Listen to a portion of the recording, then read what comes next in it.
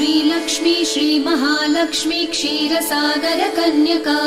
उत्तिष्ठ हरिसम्प्रीते भक्तानां भाग्यदायिनी श्रीलक्ष्मी श्रीमहालक्ष्मी क्षीरसागर कन्यका उत्तिष्ठ हरिसम्प्रीते भक्तानां भाग्यदायिनी उत्तिष्ठोत्तिष्ठ श्रीलक्ष्मी विष्णुवक्षस्थलालये उत्तिष्ठ करुणापूर्णे लोकानां शुभदायिनी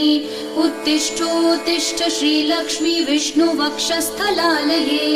उत्तिष्ठ करुणापूर्णे लोकानां शुभदायिनी श्रीपद्ममध्यवसिते वरपद्मनेत्रे श्रीपद्महस्तचिरपूजित पद्मपादे श्रीपद्मजातजननी शुभपद्मवक्त्रे श्रीलक्ष्मी भक्तवरदे तव सुप्रभातम्।